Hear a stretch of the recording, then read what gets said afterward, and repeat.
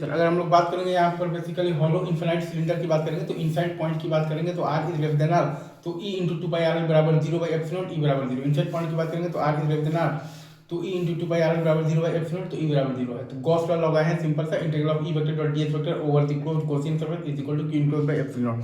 Integral of E vector dot D S vector over the closed Gaussian surface बराबर है हमारे पास Q enclosed by epsilon naught क्या।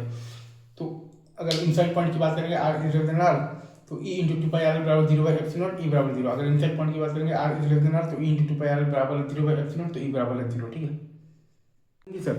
अगर आप ध्यान दीजिएगा यहाँ पर, तो हॉलो इनफिनाइट सिलेंडर में अगर आप ध्यान दीजिएगा तो आउटसाइड पॉइंट की बात करेंगे तो R is greater than R है।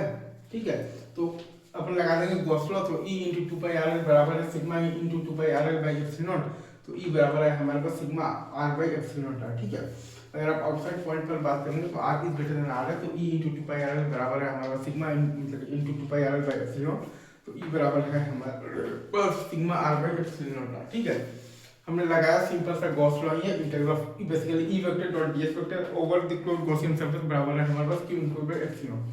हमारे पास है integral of E vector dot D S vector over the closed Gaussian surface बराबर है हमारे पास क्यू इनक्लूड बाय एप्सिलॉन। हमारे पास है basically integral of the E vector dot D S vector over the closed Gaussian surface हमारे पास बराबर है Q include by epsilon. यही आता है हमारे पास गॉस लॉ। ठीक है, अब हॉलो इनफिनाइट सिलेंडर अगर है तो outside point R is greater than R, तो E into two pi R L बराबर है sigma into two pi R L by epsilon, तो ई बराबर है हमारे पास सिग्मा आर बाई एप्सिलॉन आते हैं।